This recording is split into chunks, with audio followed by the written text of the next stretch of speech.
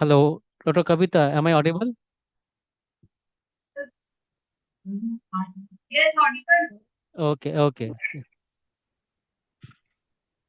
Hello, good to see you, Dr. Kavita. Yes, sir, Dr. Please, good evening, sir, Samita, Yeah, and Sindar Kumar. And okay.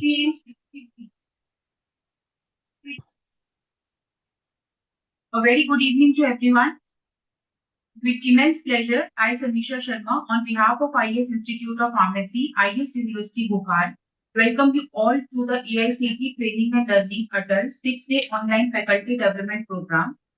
We extend our heartfelt gratitude to AICT Training and Learning, Atal Academy, for sponsoring this FDP and providing us the opportunity to host this meaningful academic initiative that unites academicians, researchers, and professionals from across the country. This week-long FDP scheduled from 19 to 24 November 2025 revolves around transforming healthcare, empowering pharmacists through innovation and technology. So, before we commence with today's program, I would like to present a brief description of IS University. Infotech Education Society, established in 1999 by renowned academicians, philanthropists, engineers, technical professionals, has been instrumental in setting up IS University in 2019. It is promoted by eminent, experienced educationists, Honorable Chancellor, Engineer B.S. Yadav Sir, Founder Chairman, Infotech Education Society, IES University Bhopal, and Honorable Pro-Chancellor, Professor Dr. Sunita Singh Ma'am, Co-Founder, Infotech Education Society, IES University Bhopal. IES management, faculty, and staff are serving society since the past 2 decades, working for attaining educational excellence and fulfilling the needs of various professionals. IES Institute of Pharmacy stands proudly as the only institution in Madhya Pradesh to be honored with 95th in NIRF ranking 2025 and NBA accreditation in pharmacy through BTech, mechanical, and CS departments, ranked among the top 100 engineering colleges in India and second best in Madhya Pradesh by India Today. IS continues to excel in innovation, research, and placement. IS University offers diploma to doctoral program across engineering, management, nursing, pharmacy, agriculture, design, journalism, BMS, and more, along with KG to grade 12 school in Bhopal and Sihor.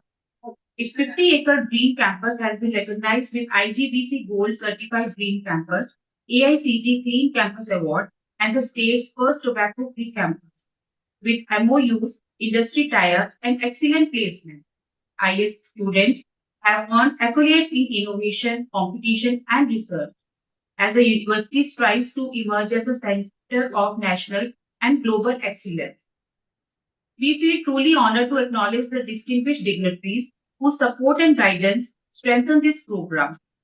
Chief Patriot, Honorable Chancellor, Engineer B.S. Yadav Sir, IS University, Honorable Pro-Chancellor, Professor Dr. Sunita Singh Ma'am, IS University, Patron, Honorable Devan Singh Sir, CEO, IS University, all eminent speakers, coordinator, respected Dr. Kavita R. Loach Ma'am, Principal and Head, IS Institute of Pharmacy, and all organizing team members. We extend our sincere thanks to their continuous support, guidance, and motivation. Ladies and gentlemen, it is an honor to introduce our first eminent speaker, Dr. Prem Narayan Gupta. Dr. Gupta is currently serving as Senior Principal Scientist and Professor ACSIR at the Formulation and Drug Delivery Laboratory, CSIR, Indian Institute of Integrative Medicine, IIM Jammu. He previously worked as postdoctoral Research Fellow in the Drug Delivery and Biomaterial Research Group, School of Pharmacy, Queen's University, Belfast, United Kingdom. During this tenure, he received the prestigious fellowships awarded by Bill and Melinda Gates Foundation, USA, and Wellcome Trust, UK.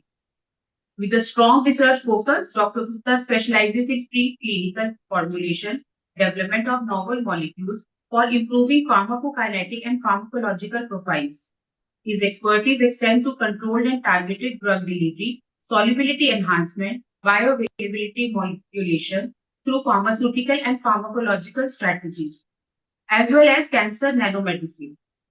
He is also actively engaged in drug delivery-based modulation of the tumor microenvironment. Dr. Gupta has been recognized with numerous accolades, including the highly prestigious Research Scholarship Award for Young Scientists 2007 by the Ranbaxy Science Foundation and the Formulation and Drug Delivery Leadership Award 2019 from the pharmaceutical industry. He actively contributed to various national committees, including serving as a member of CSIR SRF RA Selection Committee for Medical and Pharmaceutical Sciences, New Delhi, AICT Expert Review Panel, and R&D Proposal Reviewer under the CSIR HRDG Aspire scheme. He has published extensively in high-impact international journals and holds 3 patents to his credit. In addition, Dr. Gupta serves on the editorial board of several prestigious journals such as Translational Oncology, Frontier in Bioengineering and Biotechnology, and Bioactive Materials. He also contributes as a grant reviewer for major national and international funding agencies.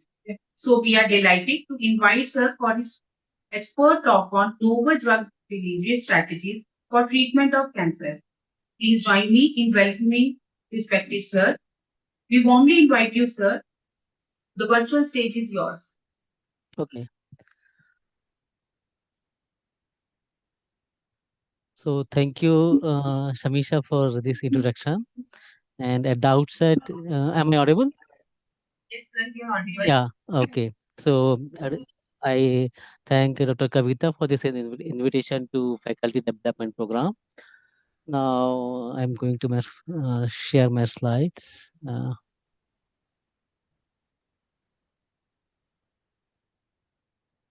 Wait.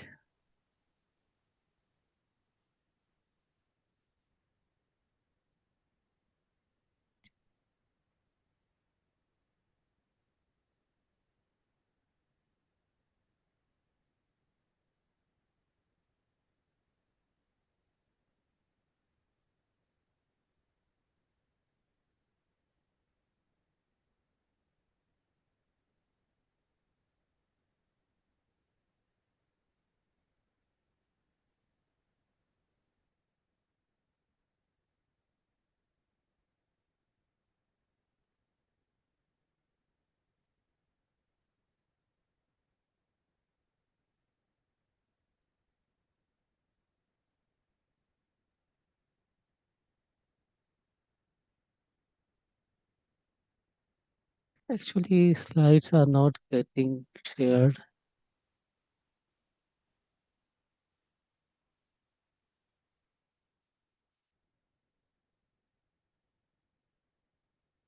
Are slides visible?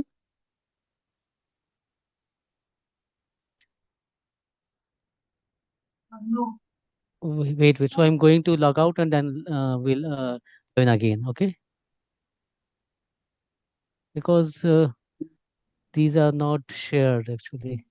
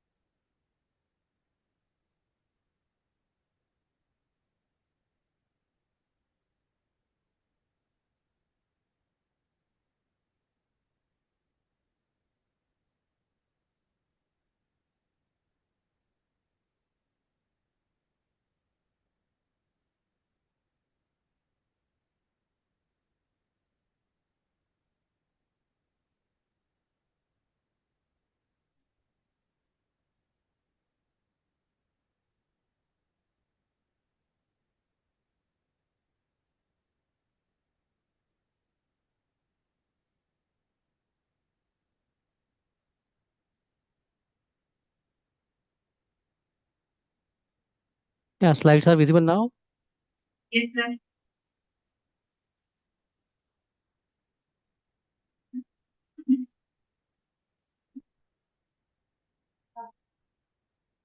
So I think these are visible. It's so? Yes, sir. Okay, okay, okay.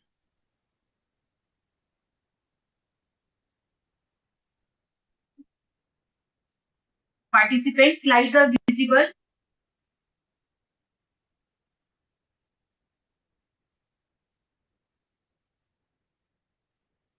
Can anybody write in chat box? It's okay. Yeah.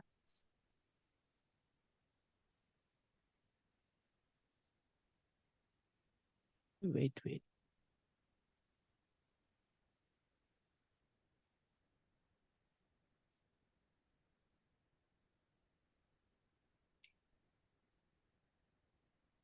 Okay, so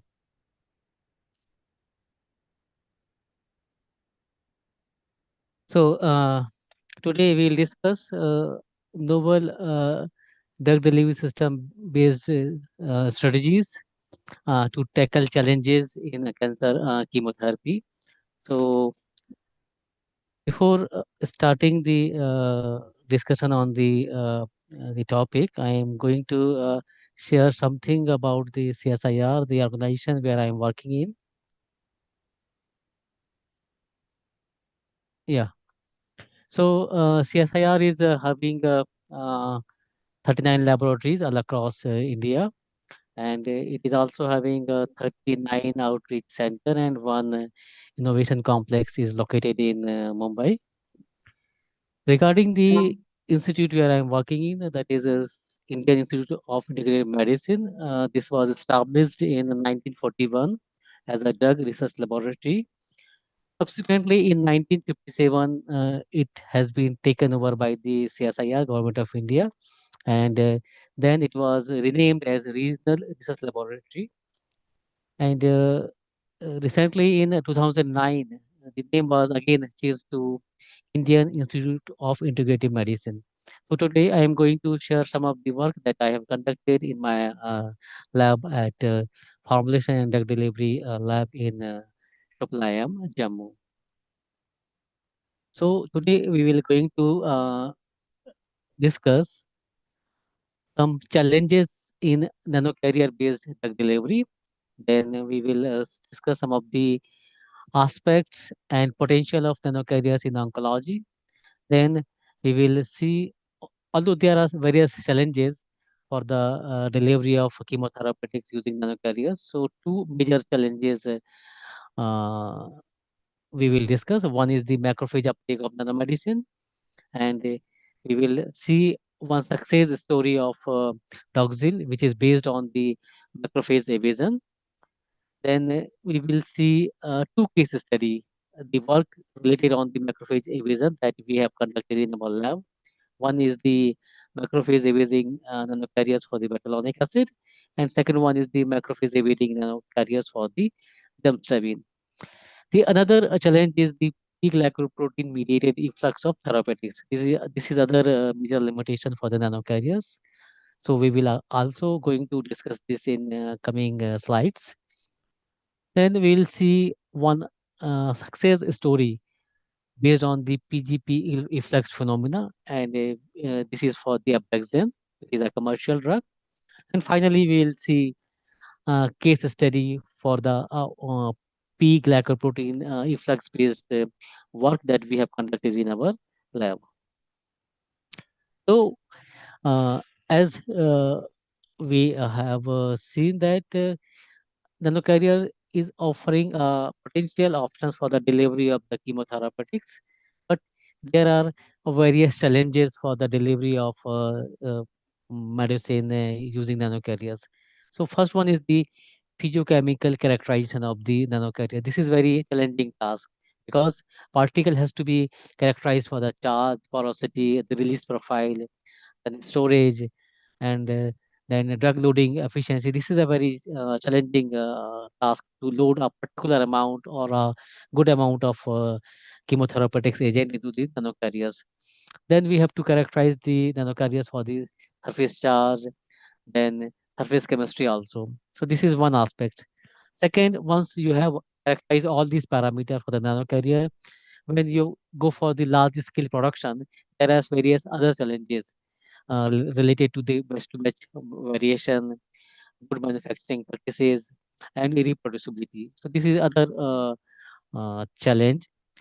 Finally, when you cross the large scale production stage, there are toxicity and regulation, which is very crucial for the commercial use of nanocarrier. And there are other challenges like nano biointerface interaction.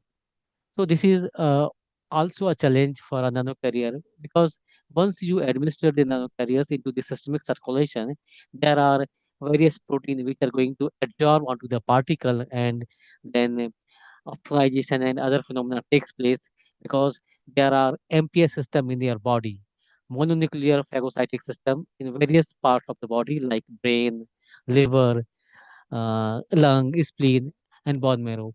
These causes the uptake of the particle, so that the efficiency of the particle to the delivery into the tumor tissues get reduced. So this is not the desired aspect in the oncology, that particles should be taken up by the macrophages. So this is one of the limitation. And in coming slide, we will see how we can tackle this challenge. So apart from those challenges, there are various biological barriers for the tissue specific delivery. Once you administer the particle by the systemic circulation, there are intravascular barriers related with the mononuclear phagocytic systems. And once the extravasation of the particles occur through the endocellular barrier, so these are also creating a challenge for the selective localization of the particle into the tissue. When the nanocarrier reaches the tissue, there are other uh, challenges like tumor tissue is having dense extracellular matrix, and it is having the high interstitial pressure. These microenvironmental related factor in the extracellular tissue causes the challenge of delivery of the nanocarrier into the tumor tissue. Once the carrier is taken up by the cells, into the cell there are other challenges like it is having the low pH within the cell. So these all are the various biological barrier for the nanocarrier based drug delivery. So in coming slide, we will see how we can tackle some of these challenges. So now, before going ahead, we should have some basic aspects around the cancer. So this is a global concern. Cancer remains one of the world's most devastating disease, with more than 10 million new cases every year. And if you look at the morbidity related with the cancer, so you can see that one in every seven deaths occur worldwide because of the cancer, and this is more than if you combine together AIDS, tuberculosis, and malaria. So this indicates that there is a uh, some drug delivery related uh, efforts for the better delivery of the chemotherapeutic agents. So, why the treatment of the cancer is challenging? Because the cancer cells is having some specific capability, because of which they are having uh, immense growth potential, and this is related with the because they are having self-sufficiency in growth signals. Subsequently, the cancer cells is having uh, potential for evading the apoptosis. They can also be insensitive to the anti-growth signals. Also, cancer cells is having sustained angiogenesis, and they have property of tissue invasion and metastasis. And this metastasis is causing uh, really a challenge for the uh, chemotherapeutic drug for the treatment. And finally, these cancer cells is having limitless replication potential. So because of these acquired capabilities of the cancer, it is difficult to treat.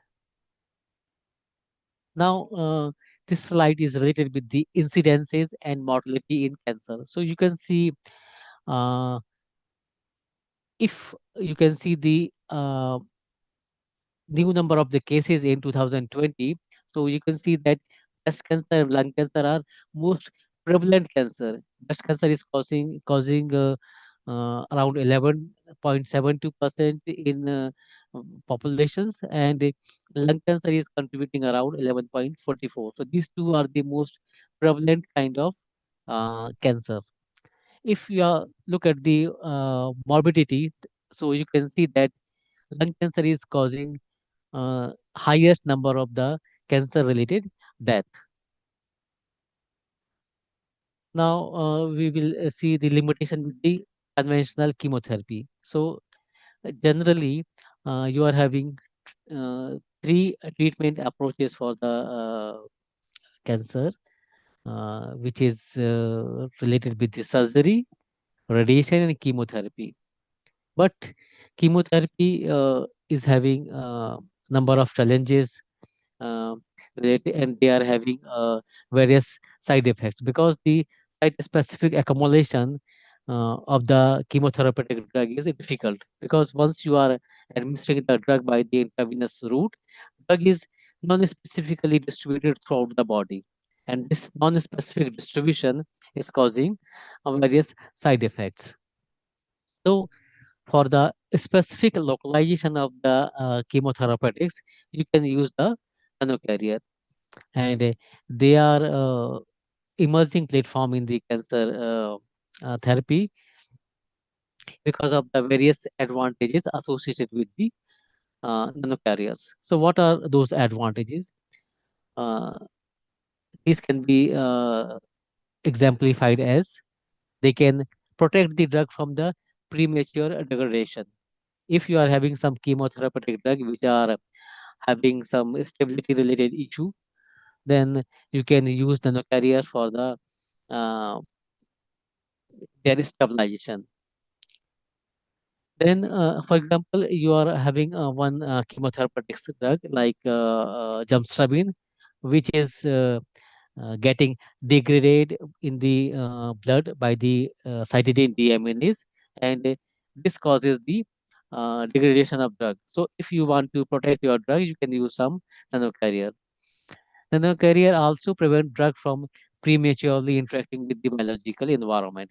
It can also enhance the absorption of drug into the selective tissue like solid tumor because of the EPR or the other related phenomena. Then nanocarriers also control the pharmacokinetics and drug tissue distribution profile. And finally, they can improve the intracellular penetration of the drug. So because of these advantages, nanocarrier is having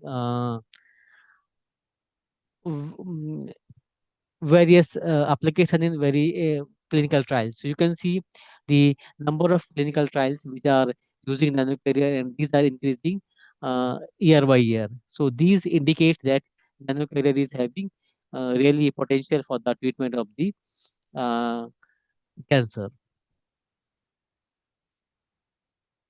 So our slides are moving. Can anybody let me know? Dr. Kavita or Shamisha, Yes, sir. slides are Slides are moving? yes, yes. Okay, okay, thank you.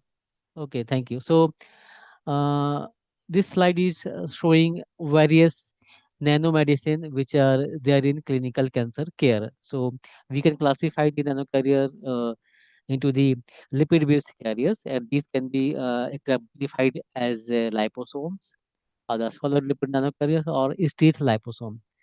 Then we are having polymer-based nanocarriers. These are exemplified as polymeric micelles, the polymeric nanoparticle, and we can also have a drug conjugate. In this category, we have antibody drug conjugate, polymer drug conjugate, and protein polymer conjugate. Then we are having viral nanoparticles and inorganic nanoparticle, which is also having some application into the area of the clinical cancer care. So now we are moving on to the first challenges uh, which the cancer nanocarriers faced in the area of oncology. So, first challenge is the macrophage mediated uptake. When you are injecting the nanocarrier by the intravenous route, they are being attacked by the various protein which is there in the blood.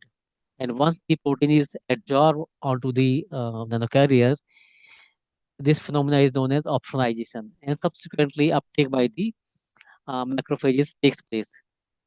So the uptake by the macrophage causes various uh, inflammatory responses or other toxicity. And this also causes the drug loss because macrophage is not the site for the drug delivery in the case of cancer. In the case of cancer, drug should be ideally be reached to the tumor tissue. But after intravenous administration, drug is getting uh, taken up by the macrophages. So this causes non-specific drug uptake, and it's also related with some of the toxicological manifestation. So we should use some strategy by which nanocarrier should not be taken up by the macrophages. And how we can tackle this challenge, we will going to see in coming slides. So related with the macrophage uptake of the nanocarrier, very excellent work was conducted in the USA in the lab of Metrogo 3. They prepared nanocarrier of various sizes, and they evaluated how the uh, particle shape affect the drug uptake by the macrophages. So you can see in the upper part of the slide various types of various shapes of the nanocarriers, uh, and in the lower part you can see the uptake of the particle by the macrophages. So in the case of A, the lower part, in the case of A and C, the carrier is taken up the macrophages efficiently because their orientation is optimum. But in the case of B, the particle is not taken up by the macrophages because their orientation is not suitable. Are you able to see my cursor in the slides, Kavita or Samisha? Are you able to see my cursor in the slide? Cursor. There are Yes, point. yes, You can yes, see you can see my yes, we can pointer. see. Yes, sir, we can see it's on B slide. Yes, yes, yes. So in the case of A and C, because of the orientation of the particle is aligned with the macrophages, so they are taken up by the macrophages efficiently. This this you can say brown color is macrophages, and this is the particle. But in the case of B, because the orientation of the particle is not suitable to the macrophages, hence it is not taken up by the efficiently. So this work is showing the how the orientation of particle affect the uptake by the macrophages. So based on this limitation, uh, one or based on this limitation, scientists explored some formulation to escape the macrophages. So keeping these aspects into consideration, one formulation was developed. This is the doxyl liposome. This formulation, which is having um, PG moiety on its surface, means the pegylated liposomes. So what happened? This drug was developed for the doxorubicin. Doxorubicin, and doxorubicin is a very toxic drug. You can say it causes congestive heart failure if in some of the cases. So, because of the non-specific drug distribution throughout the body. So, to reduce the toxicity, pegylated liposome was developed, and these liposomes are long circulatory in nature. So, because of the long circulatory nature, they specifically accumulate into the tumor tissue because of the EPR effect, enhanced permeation and retention effects. So, Because of specific accumulation in the tumor tissue, the side effect of the drug was reduced. And in the uh, this graph, you can see this is the data of the clinical trial, the drug concentration in tumor tissue. And so you can see that in comparison to the free drug, in the case of Doxil, you can see higher drug concentration into the tumor cells and the uh, tumor tissue also.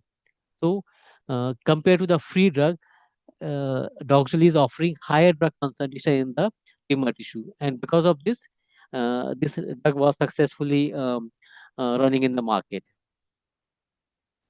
So, based on this phenomena, we have also developed macrophages emitting particle for one of the institutional molecule, which is the methylonic acid. This methylonic acid is obtained from the Betulina species, and this is pentacyclic terpenes. It is having various properties, including the anti-cancer, hepatoprotective, anti-depression, anti-HIV, anti-inflammatory, and it is also antibacterial, anti-malarial also. But the physiochemical properties of this molecule is not notable. It is poorly soluble. Its solubility was 21 microgram per ml. This is practically insoluble, and at the same time, it is having short half life in systemic circulation. So, keeping these physiochemical parameter into consideration, we developed uh, the carrier-based formulation for this molecule. So, we developed a pegylated molecule for this pegylated formulation for betulonic acid by the emulsion solvent evaporation method. And if you want to have some detail on the methodology, you can refer this article from our group. Then we evaluated the particle for various parameters, including the size, polydispersity index, theta potential, and encapsulation efficiency and loading efficiency as well. Subsequently, we characterize the particles for the size, then the morphology by the TEM or SEM, and then we have also done the XRD spectroscopy for the characterization of the particle. Then we evaluated the cumulative release profile of the drug from the developed particles, and also we have checked the particle for the potential of the hemolysis, because these particles have to be delivered by the intravenous route. So these investigation indicated that the particles were non-hemolytic in nature. Subsequently, we conducted the cytotoxicity profile of the formulation in the MCF7 and PEG1 cells. So compared to the plain molecule, the formulation is having better cytotoxicity profile. Then we checked what is the behavior of the formulation in the macrophages. So we have taken two macrophage cells, J774, and raw cells, raw 264 cells. So this is the in the left side we are having confocal microscopic data for the cellular uptake of the plain particle and the pegylated particle in the J774 and raw cells. So compared to the uh, non-pegylated particle, the pegylated particle is having reduced uptake into the macrophages, and this is the data by the flow cytometry. This is also indicating that the J77 cells is having low uptake of the pegylated particle because of their hydrophilic nature. So this data indicated that the uh, uptake by the macrophages is reduced in the case of the pegylated particle, and this is one. This is the desired parameter in the case of the oncology. Subsequently, we evaluated the developed formulation for the pharmacokinetic profile, and you can see. these PK parameter indicating that the formulation is having age over the plain molecule. One important parameter you can see over here, that half-life of the plain molecule was around 1 hour, which is increased to the 8 hours when you are using the pegylated formulation. So this indicated that uh, these nanocarrier based formulation is long circulatory in nature, means these can provide the selective accumulation into the tumor tissue because of the EPR effect, enhanced permeation and retention effect. So, as a result of this selective accumulation into the tumor tissue, you can expect the better anti-tumor efficacy. So, we have checked the anti-cancer activity of the developed formulation. This is the uh, what we can say, this is the schedule of the anti-cancer activity. We have conducted the experiment up to the 13 days on. We have inoculated the cells on the day one. The tumors were developed, and uh, subsequently we have done 5 dosing of the formulation. And on the 13th day, we have checked the tumor volume. So you can see in the graph A, this is demonstrating the tumor growth inhibition. So, see, 5FU is the fluorouracil. This is the positive control in the experiment. This is the in molecule, and this is the formulation which we have developed in the lab. So you can see that compared to the plain molecule, the formulation is having good anti-cancer activity. So this indicates that the developed formulation is showing better activity compared to the plain molecule. We have published this in International Journal of Pharmaceutics. So if you want some more information regarding the work done, you can refer this article. Also, related work we have published in Annals of New York Academy of Sciences. Another case study is related to the gemstravine. This is also a study we have conducted based on the macrophage evasion based phenomena. So why we develop formulation for the gemcitabine? Because this is an important drug for the cancer, but it is associated with various limitation. This drug is deactivated by the cytidine deaminase, and also 77% of drug is excreted either unchanged or as inactive metabolites. As a result, it is having short half life. One important aspect with the gemcitabine is that it is taken up by the cells uh, using the nucleoside transporters. Means the drug is entered cells using these nucleoside transporters, and in some of the individual, these transporters are not functioning, and as a result, there is a emergence of resistance phenomena. So because of all these limitation, we developed some formulation for the particular drug. We developed again pegylated particles. We have characterized for some of the parameters. It is shown in the slides. Then we checked the macrophage uptake of the developed formulation in the PHP1 cells and D774 cells. So you can see that compared to the this pegylated, compared to non-pegylated particles, pegylated formulation is showing less uptake into the macrophages. We have also checked the amount of protein that is adhered onto the particle. So you can see that amount of HSA, this is the protein.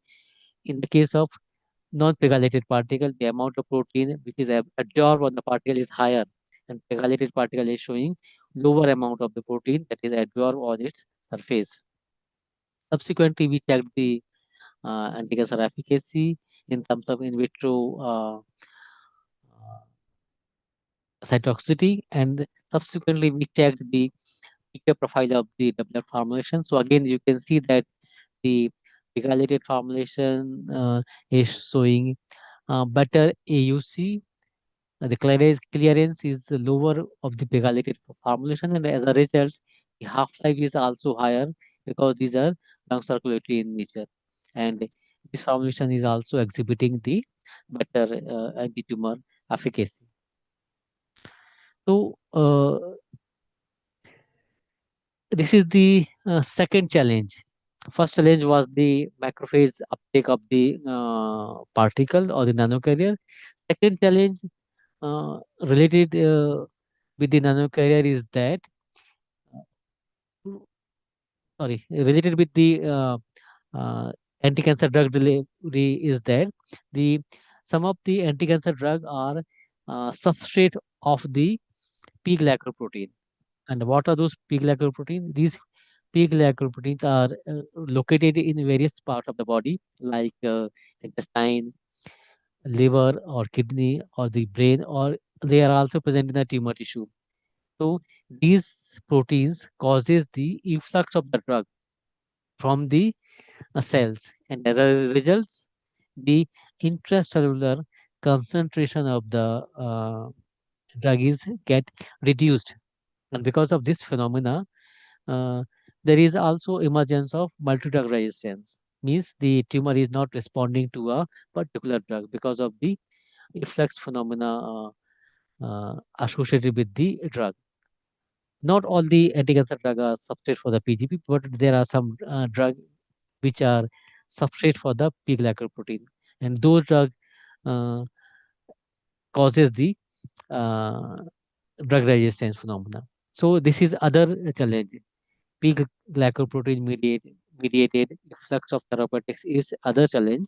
So how we can tackle this challenge? So uh, there was one study published in Science which is showing how this P-glycoprotein causes the efflux of the drug. So this P-glycoprotein uh, is once the substrate bound at the this protein, there is ATP which binds to this nucleotide binding domain, and as a result, there is a conformational change in this protein which is causing the efflux of drug. So this is the mechanism which is published in the Science. This demonstrates how substrate of a PGP get out of the cells using this efflux phenomena. So because of this phenomena also, the intracellular concentration of drug get reduced, and as a result, you can see the resistance phenomena. So P-glycoprotein confer drug resistance in the cells. This is the another diagrammatic presentation of this aspect. So you can see that you are having some drug like etoposide or the taxol or the doxorubicin. These are substrate of this protein. So once these are binds at uh,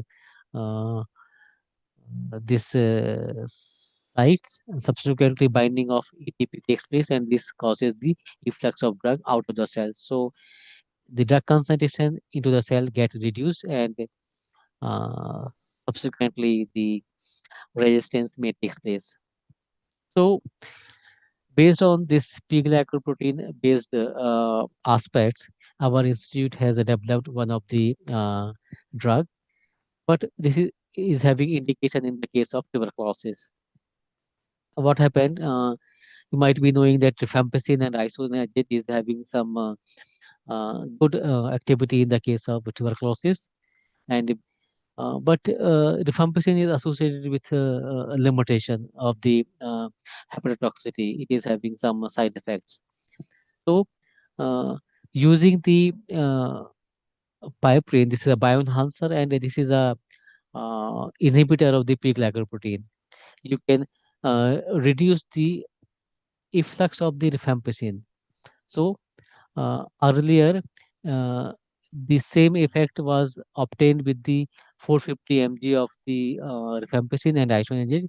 But if you are using piperine, then because of the drug efflux was reduced, and uh, as a result, you can use a lower amount of the rifampicin because the drug is uh, bioavailable to a greater extent. So, using this uh, phenomena of a PGP inhibition using the piperine, one of the drug was developed by the our institute, and it is marketed by the Cadila Pharmaceuticals.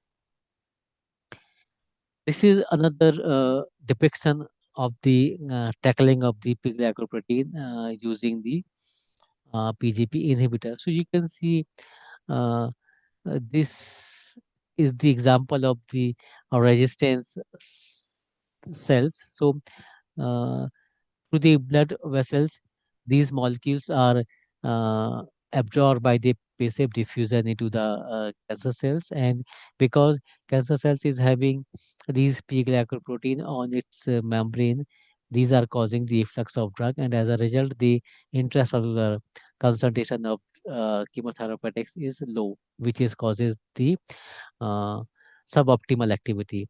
But if you are using some inhibitor of PGP, so you can see that the intracellular concentration of drug is getting enhanced, and as a result, you can obtain the optimum pharmacological response.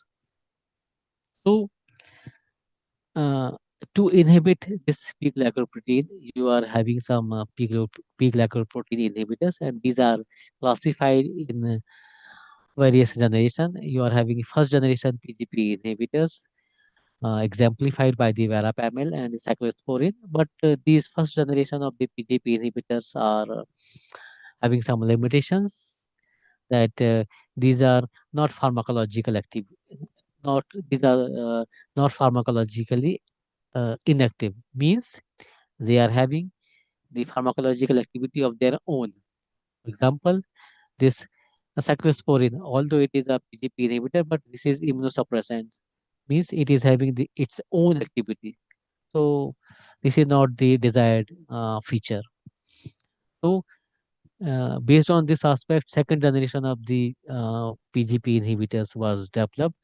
These second generation inhibitors lacks pharmacological activity of their own, and they are having high PGP binding affinity, and they are also having lower toxicity. But they fail to remain inert with CYP. Means they are not uh, inert to C, although they are not having their pharmacological activity, but they interact with the CYPs. So this is their limitations. And the example of the second generation inhibitor is Valsartan. So because of this limitation, third generation of the inhibitor was developed, which is highly specific PGP inhibitor, and these are also not interact with the CYPs. An example of third generation inhibitor is Tarikudar or Electridar. So these are some of the aspects related with the P-glycoprotein, and using some of these proteins, you can tackle the issue of the PGP efflux. And if you want some more information on this aspect, so you can uh, refer this paper published by our group in the expert opinion. So apart from these PGP inhibitor, you are having various pharmaceutical excipients which itself can serve as PGP inhibitor, and you can classify those in various categories like surfactants, polymer, and you are having some other PGP inhibitor exemplified by the imigloyl or pisol. Okay, so these are some of the inhibitors which you can use for the development of the formulation, and because of their potential for PGP inhibitor, you can tackle the efflux phenomena.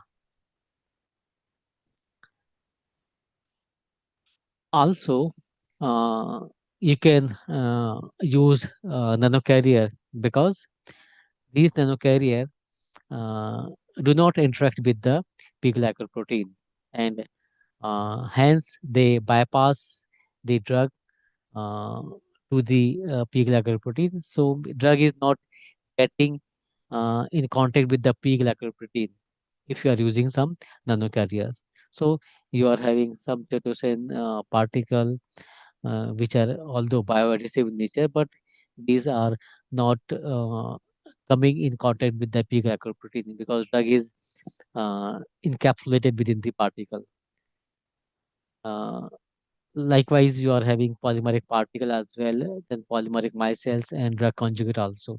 So these all endocytosed into the cells, and by this means the drug is not getting in contact with the P-glycoprotein.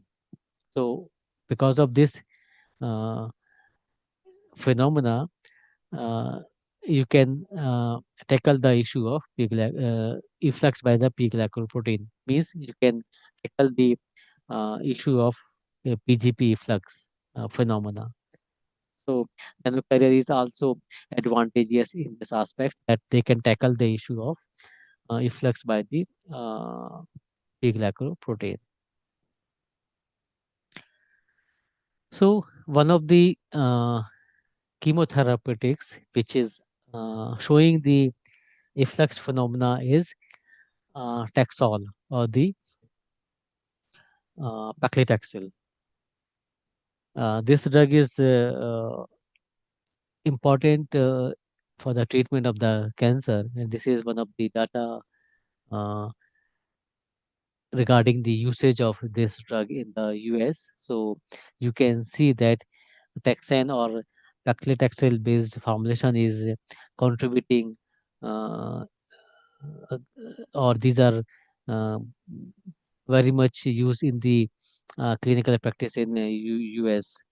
But there are some limitations which is associated with this drug that it is insoluble in nature, and at the same time the yield of this paclitaxel from its source is very low. Means you have to cut a great number of trees to obtain gram quantity of the paclitaxel. So this is the one of the limitation with this drug.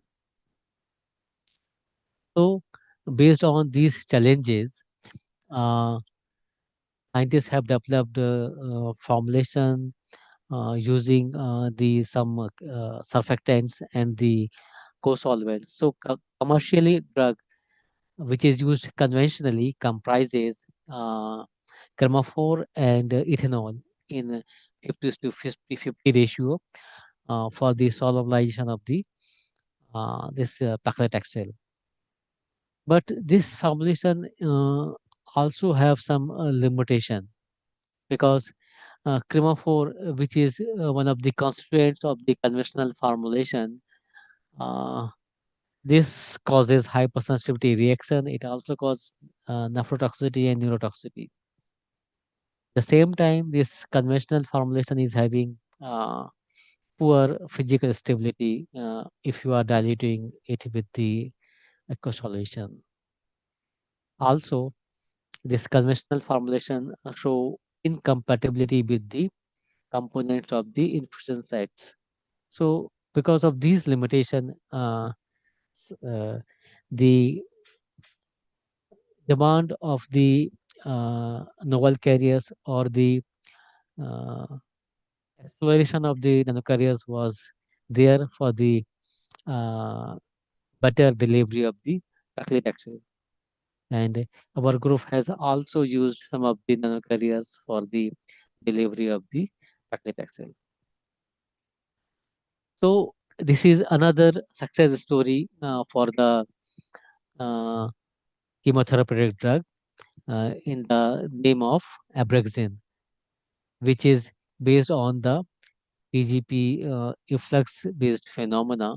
So you can see because this paclitaxel is causing the uh, efflux by the pig lager protein. So to tackle the this limitation, nanocarrier was developed. Albumin based nanocarrier was developed, and when the clinical studies was conducted, so before that uh, the study was conducted in xenograph. So you can see that compared to the uh, plain molecule, this albumin based formulation is showing around 33% higher drug concentration in the tumor tissue. Subsequently, the pharmacokinetic studies was conducted.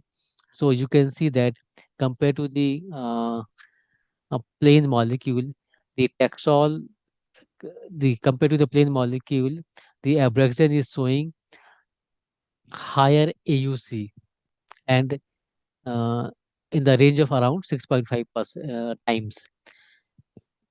So, sorry, 6.5 five times higher Cmax it is showing, and the overall AUC was around 17% higher compared to the this conventional formulation, which is based on the chromophore and the uh, ethanol. So compared to the conventional formulation, the nanocarrier based formulation is uh, showing higher AUC and Cmax. So these are the advantages of the nanocarrier based medicine, and because of this, it is there in the clinical practice. So this is the another success story of the nanocarriers for the delivery of the chemotherapeutics. So based on this phenomena, we have also developed some formulations for the in-house molecule, and one of the molecule is andrographolide, which is having various activity like anti-inflammatory, antioxidant. It is also having anti-diabetic, antimicrobial potential, and it is also showing good anti-cancer activity. There is also pharmacological activities there with this molecule, but the physiochemical profile of this molecule is not optimum. This molecule is showing low solubility. It is causing efflux by the P-glycoprotein, and it also rapidly metabolized, and as a result it is showing the low bioavailability. So based on these challenges, we developed some formulation, and one of the formulation was solid dispersion for this molecule for the effective oral delivery of the molecule. So in this formulation we have explored some of the PGP inhibitor like P407 to tackle the issue of P-glycoprotein. And after developing the formulation, we have characterized for the uh, morphology using the scanning electron microscopy. Then we have conducted the uh, uh, some study related with the PGP. So you can see that compared to the plain molecule, the formulation is showing higher accumulation in the CACO2 cells. CACO2 cells is the mimic of the intestinal cells. So these CACO2 cells exhibited P-glycoprotein on its membrane. So this uh, because of the efflux phenomena, the accumulation of the plain molecule was low in the uh, CACO2 cells, and we have checked this uptake phenomena using the dye. This glutamine 1 to 3 dye. So we have checked this fluorescence, and you can see that when the plain molecule was used, the uh, dye intensity was less. But when you are using some formulation, so because of the inhibition of the protein by the surfactants, the dye is getting accumulated to a greater extent. So you can see that by using the pharmaceutical excipient, you can also tackle the issue of the glycoprotein mediated efflux. Then we have checked the PK profile of the tablet formulation. So it is exhibiting 1.46 fold lower uh, absorption. It is showing 1.5 fold increase in half life. The clearance was low in the case of formulation, uh, and also overall 1.4 fold exposure was attained using the blood formulation. So because the formulation is comprising this glycoprotein inhibitor, that's why this could show higher exposure into the plasma. So based on these studies, we can conclude that nanocarrier offers potential option for the delivery of anti-cancer drugs. However, there are some challenges in realizing the full therapeutic potential of chemotherapeutics using nanocarriers. So, although there are uh, various challenges, we have only discussed two challenges. One is the PGP based efflux phenomena, and other one is the macrophage based evasion, macrophage based uptake of the molecule. So these not molecule macrophage based uptake of the nanocarrier. So we have discussed only two limitations, although there may be some other limitation also using the nanocarriers, but specifically we have discussed these two. Second, we have seen that macrophage and PGP are having implication in the therapeutic outcome of the chemotherapeutics. We have seen that how macrophages are causing non-specific efflux of the nanocarrier, and as a result, the side effects may occur. And subsequently, uh, we have seen that macrophage uptake could compromise the therapeutic efficacy of the nanomedicine. So, to tackle this challenge, we can use the long circulatory nanocarriers, which confer the circulation longevity, and as a result, the efficacy of the nanomedicine can be improved, particularly in the case of the cancer chemotherapy. And finally, we can summarize that by wise selection of the pharmaceutical ingredient, we can develop the effective formulation which can tackle the issue of two important challenges. One is the macrophage evasion of the nanocarrier, and second is the drug efflux by the P-glycoprotein. So we can tackle these challenges by developing the suitable formulation. So our yeah, so this is the some of the students who have contributed in the work done that I have presented. And also we are thankful for various funding agency for their generous fund for supporting our work. So we are thankful for the CSIR and DST and DBT and also ICMR for their grant supporting presented research work. So we also thankful for our collaborator located in US or the UK, and also we are having some collaboration with the uh, Indian partners, like we are having collaboration with the NIPERS and the National Institute of Immunology also. So we are also thankful for these collaborators. And just to mention that based on the contribution of our lab, we have received the formulation and drug delivery leadership award by the pharmaceutical industry, and also we have received the Convexy Science Foundation Research Scholar Award. So thankful for these industrial partners for acknowledging our work. So this is all from my side, and if you are having some uh, query, I will be happy to answer that.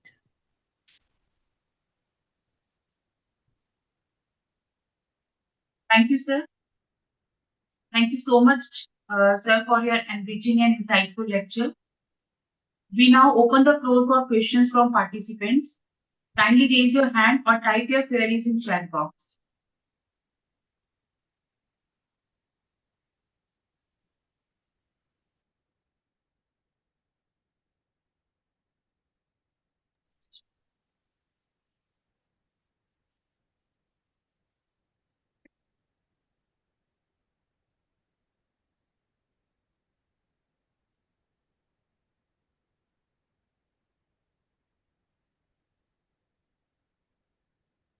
Any question from participants?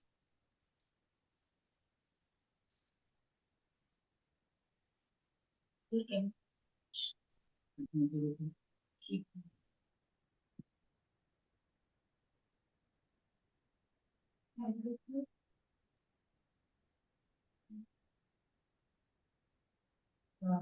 Ms. Trupti, you want to ask any question?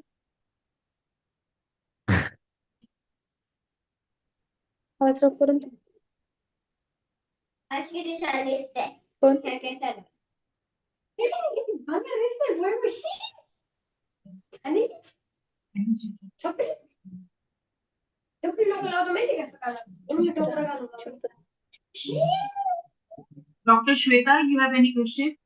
Your mic is on.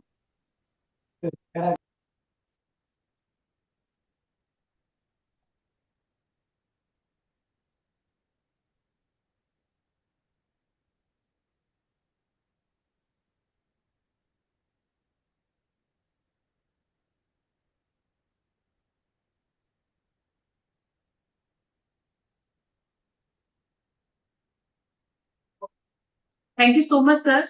Again, your valuable and time and expertise are deeply appreciated. So, thanks everyone for the active interaction. Anybody, if have any question, they can write in chat box.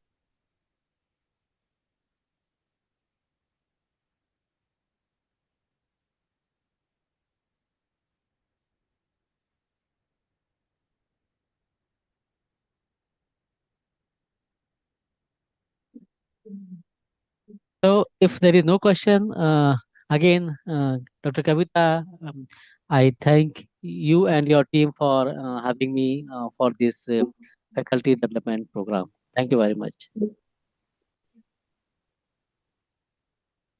Okay, Dr. Premanan, I sincerely thank to you also for your valuable time, insightful presentation, and generous sharing of expertise today.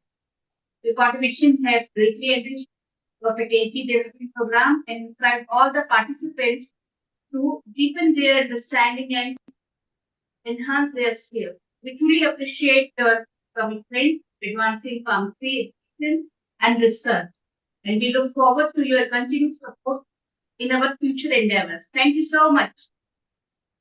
Okay, thank you, Kavita and Samisha, for your interaction with me. Okay, thank you very much. So should I log off now?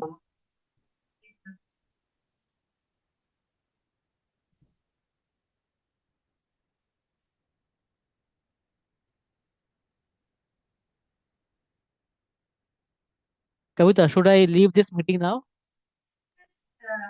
Dr. Prem, you can leave now. Okay, thank you. Thank you very much.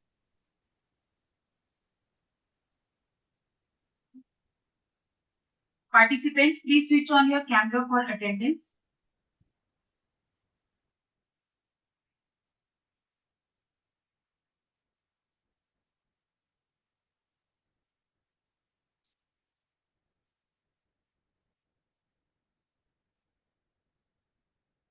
Switch off.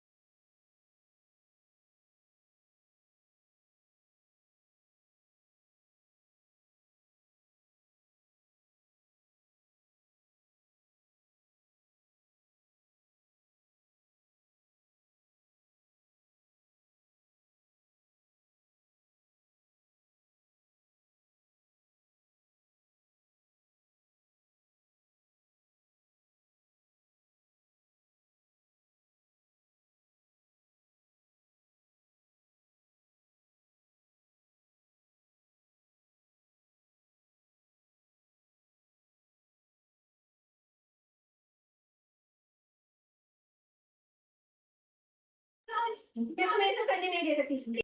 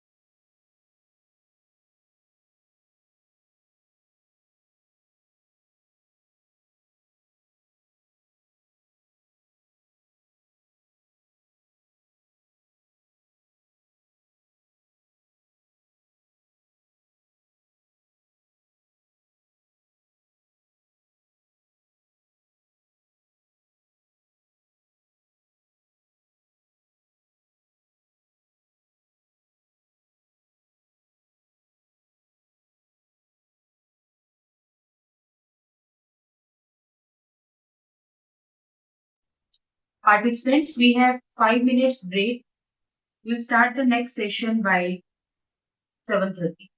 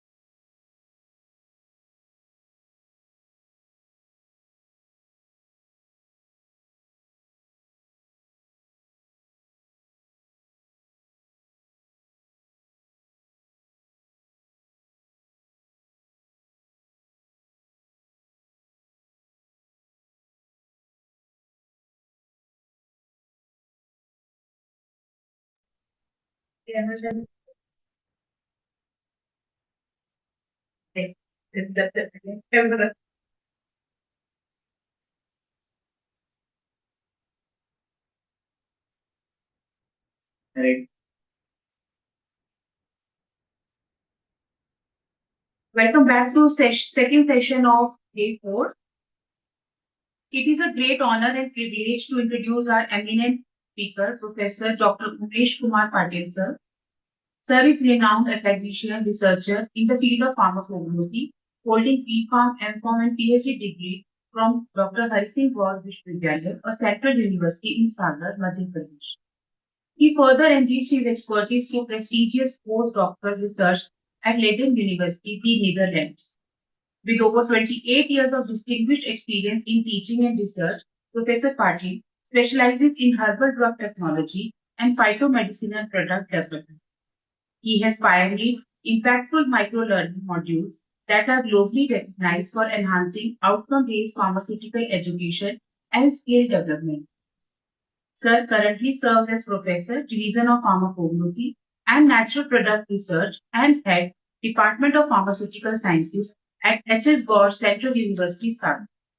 He also leads as a director, Center for Studies on Indigenous Knowledge, contributing significantly to the scientific validation of traditional medicinal systems. Professor Patil holds prestigious national and international positions, including General Secretary, Indian Society of Pharmacognosy, Vice President, International Council of Medicinal Plant Research, ICMAP, Regional Representative, SAARC, ICMAP. His excellence is recognized through 30 prestigious awards, including the Boys Class Fellowship by DST, Government of India, and recent APTI Award for Excellence in Research in Pharmacognosy 2023. A dynamic researcher and prolific author, Professor Patil has published over 155 scientific papers in reputed journals and serves on editorial boards of many distinguished international publications. His remarkable academic presence extends across 32 countries, contributing to collaborative research and global scientific advancements. We are truly privileged to have him among us today. Please join me in warmly welcoming respected Dr. Umesh Kumar Patil, sir, for his talk on transforming healthcare through technology, driven empowerment of pharmacy professionals. With great respect, I invite sir to take over the stage.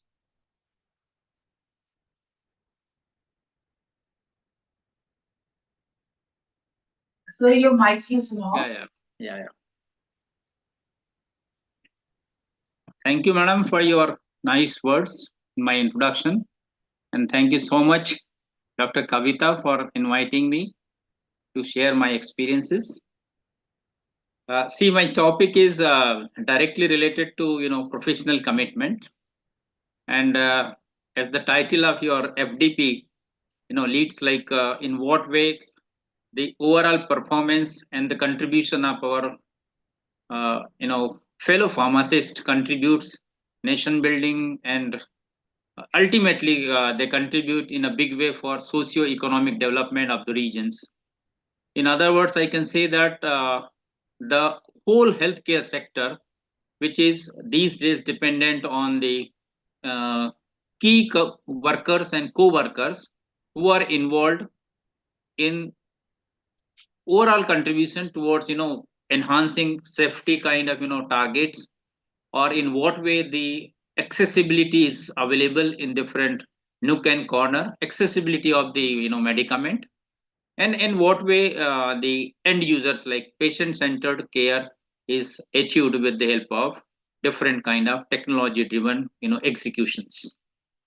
So when we talk about different type of technology and technology driven empowerment, definitely we have to look into different kind of skill enhancing domain, because we know that in academic sector or any education sector, the technology cannot be compounded or dispensed in a circumstances or whatever syllabus or whatever curriculum framework is uh, actually existing in one particular program.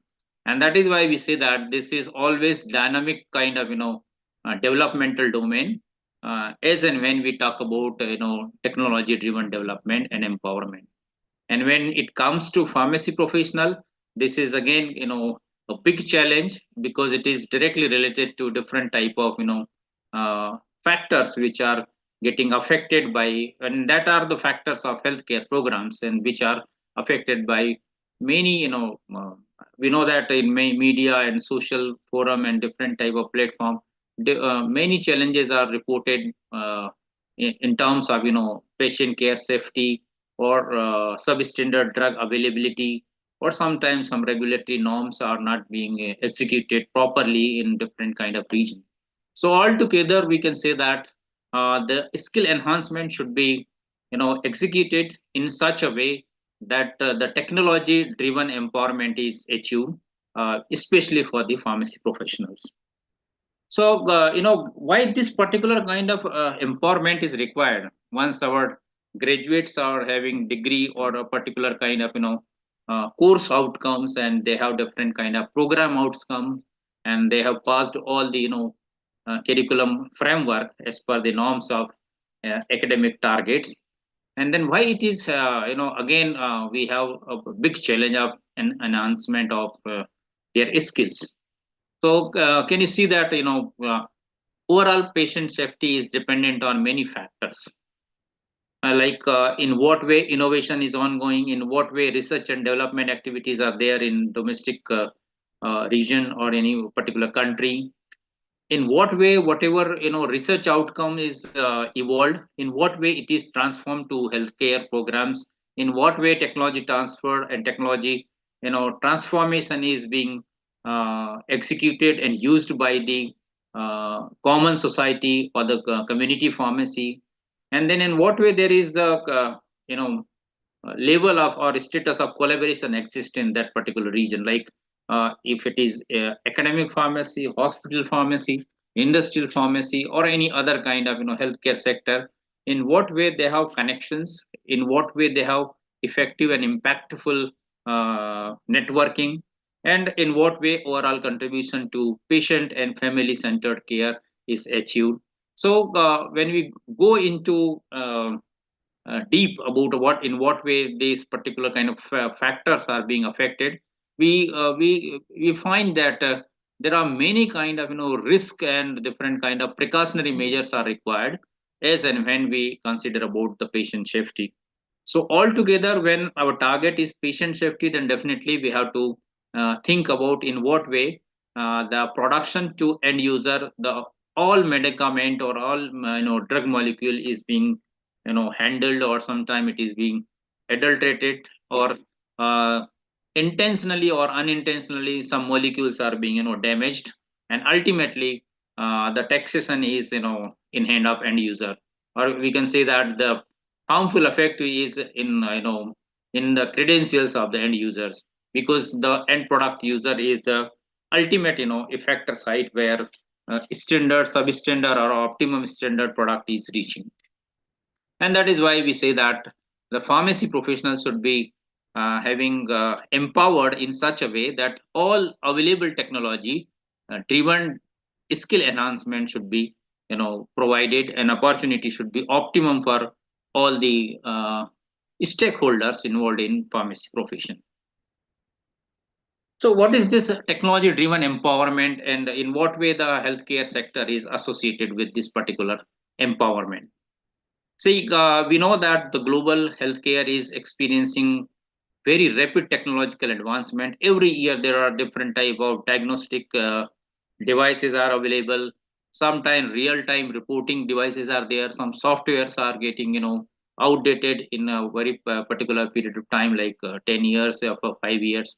So every time there is a rapid technological transformation is reported, and that is why our workforce should be uh, uh, trained in such a way that this all technological development should be uh, available, or developmental kind of training opportunities should be available to our students and the learners.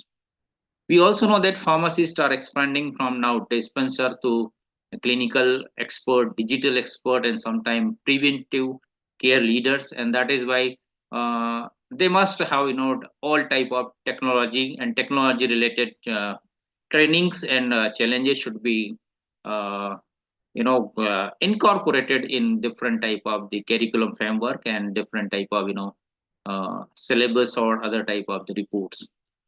Innovation or innovative technology always amplify pharmacist impact on quality and outcomes, because as and when we go with innovative technology in a very shorter period of time, we may give maximum outcome and maximum output to the society and to the government, so that the larger mass of the end users and the patients can be handled in a very shorter period of time, and that too real time recording data set. And that is why as and when we use the technology driven empowerment, our pharmacists and pharmacy professionals are being equipped with the modern techniques and the technologies which are required for the safe medication and safety of the patients. So ultimately healthcare program and healthcare processes are getting affected and benefited with the help of our pharmacy professionals. So the overall goal for this technology driven empowerment is to enable our workforce to drive this healthcare program in safer manner, very smarter way, and more connected care kind of outcome is achieved with the help of this skillful workforce of the pharmacy profession, wherein different type of technology and different type of innovative techniques are included in their training programs. So you can see in some pictures like environmental monitoring, uh, simultaneously different type of chemometrics techniques which are available these days. And our pharmacy professionals, they not simply compare the data set, but they also try to find out multivariate data set analysis, and ultimately they gives their scientific inputs to pharmaceutical research, then pharmaceutical industry, and also to different type of healthcare programs, so that the safety or safe molecule can be included. And as and when there are uh, some chances or some risky factors related to substandard or harmful molecules or other type of some undesirable kind of reports or stimulus are there, then definitely with the help of this technology driven advancement, our pharmacy professional can report to the healthcare program authorities. So in this way different type of digital health kind of new programs and innovative programs can be devised with the help of our professionals. And that is why we say that this technology driven healthcare program is more prominent and more committed to different kind of innovative targets. So we know that as and when we go for different type of technology driven empowerment, there are modern type of omic sciences available. And these days we go for different type of not only laboratory and different type of chemical synthesis or semi chemical or semi finished kind of production of drug molecule, but we also develop different type of the directional type of some future path for the future safe molecule generation, as well as we also give some different type of genomic set data set, then transcriptomics data set, and proteomics data set. And ultimately we know that this is a kind of metabolomic technique by which different type of findings and different type of results are being correlated, and ultimately with the help of this very fine technology which is most useful for herbal medicine and different type of poly herbal formulations, we are able to now define in omic science data set based metabolomics. So pharmacy professional now they are they have expanded their role across clinical, community, and regulatory. As I told you, regulation is totally dependent on whatever what kind of sorts of the data set and the science has reported for the safety concerns, and ultimately that is included, if it is validated, then included for the regulatory settings. So our pharmacy professionals are now in one way they are developing new techniques in the laboratory and different type of their investigation side. At the same time, they involve in the technology transfer to different pharmaceutical industry, and simultaneously, some of our trained, pharmacy professional, they are also regulating this particular kind of techniques. So, as a regulator, as a developer, and as an industrialist, the pharmacy professionals are now playing their multi-dimensional type of, responsible, contributions for the overall development of healthcare programs. We also know that as and when the innovation and technology driven empowerment opportunity is there, definitely different kind of organizations, they are able to develop some innovative kind of medication management and patient care programs, and that is based on the HR or human resources which are available in their whole premises. If the uh, human resources is technology empowered, then only they can think about the innovative kind of hypothesis, innovative type of some outcome or future goals. So in this way, I can say that as and when we target different type of skill enhancement programs or different kind of capacity building program, we have to think about what particular type of modern techniques and modern kind of development in a particular area of analysis is available. And these metabolomics, phenotypic, cross, transcriptomics are the some examples of such type of techniques. We know that from traditional to modern, the role of pharmacy professional are now getting changed.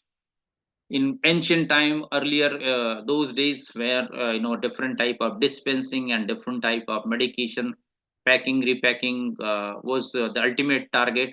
Now our pharmacy professionals are being they are contributing for clinical decision making, different type of domains, and their role is to find out in what way drug interaction, then different type of drug compatibility, then in what way different type of resistance, and ultimately in what way different healthcare programs are being affected, so that in a particular given period of time, say for 10 years, 12 years, or 20 or 30 years, the policymakers are now looking into what outcomes are coming from different kind of pharmacy houses and pharmacy research kind of organizations. So I mean to say, the pharmacy professionals are now they are contributing in a big way for this policy making based on decision of clinical executions.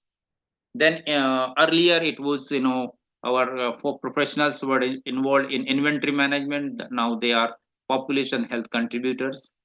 Earlier they were patient counselor. Now they are digital health coaches. They were working and they were contributing like static kind of workflows. Now they are handling with data and a large number of very large or enabled dynamic data care type of repository are now dependent on the what particular kind of pharmacy professional and their skill is existing. And that is why we say that our professionals should be trained in such a way that they can handle this large data set of the clinical setting, so that the future goal of different type of the planning can be executed on the basis of the reports of our professionals. They are now transforming themselves. We know that earlier they were investigator and researchers, but now they are responsible scientists of safe medicine. They don't simply go for the synthesis of the one molecule of medicinal importance, but they also see in what way the resistance, in what way the structure activity relationships are associated, in what way they are safer, and in what way they are the advanced molecule as compared to existing molecule of the particular therapeutic domain. And that is why we can say that the pharmacy professionals are now being evolved as a responsible scientist of safe medicine. Why I am saying this, because these days many countries they are changing their syllabus and all that, and now pharmacy professionals are being evolved in a very responsible person as far as the health and medical science is concerned.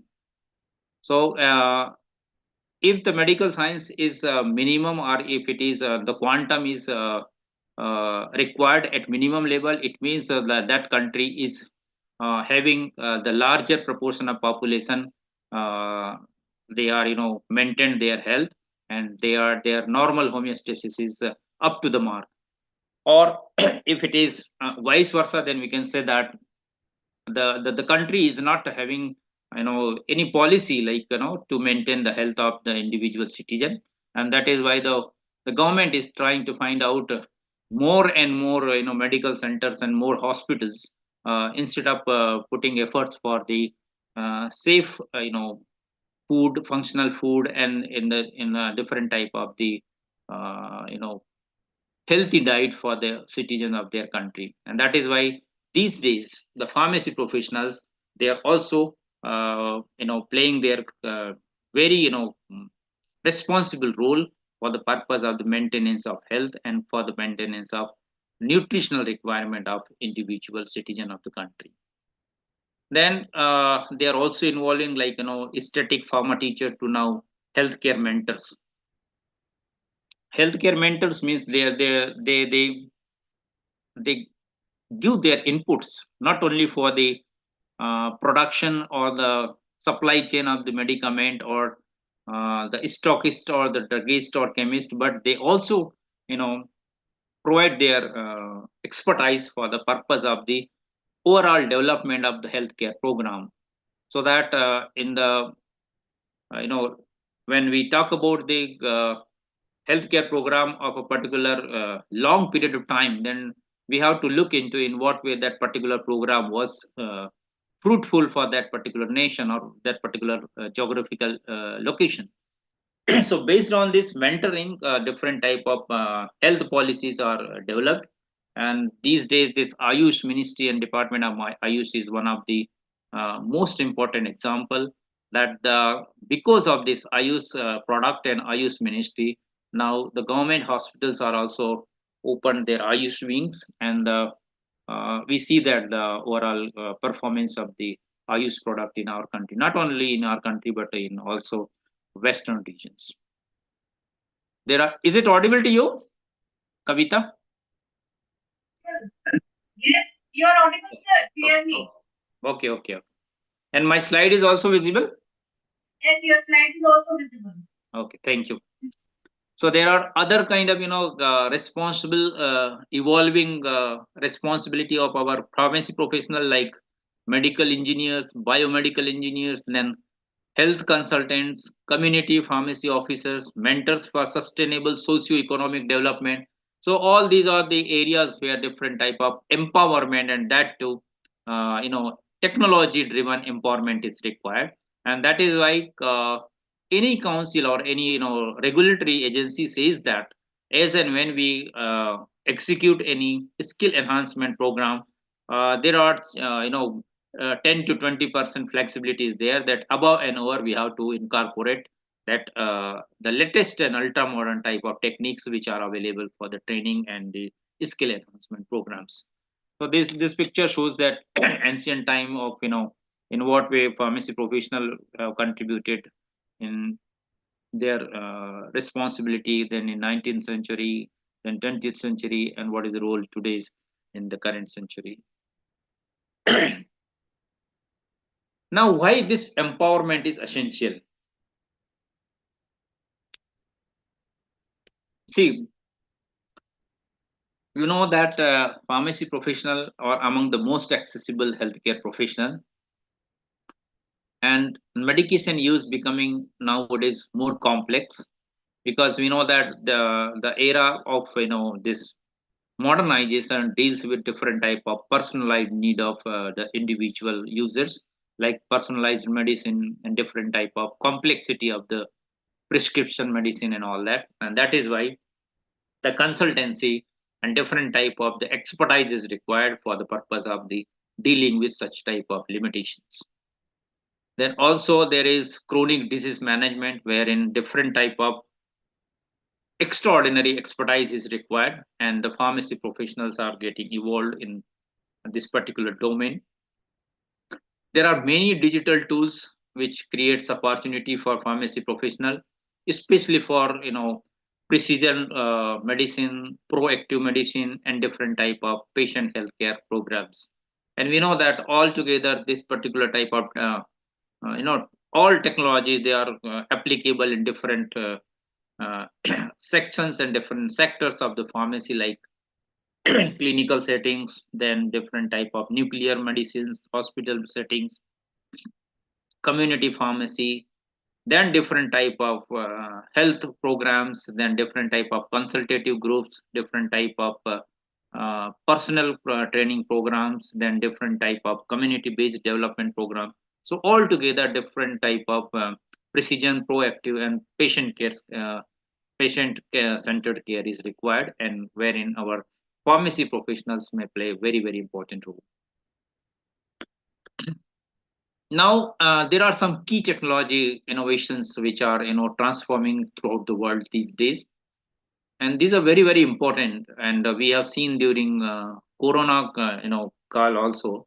During corona pandemic, there was many challenges we have witnessed, and during those days this particular type of advanced techniques and advanced type of technology remain very helpful for the purpose of the execution of healthcare programs. So first one is like electronic health records and interoperability, like whole record of patient is stored in a particular data set and device and gadget of clinical decision support tools, and that particular tools are now getting connected with the cloud data set, and ultimately individual data set is available for the reference.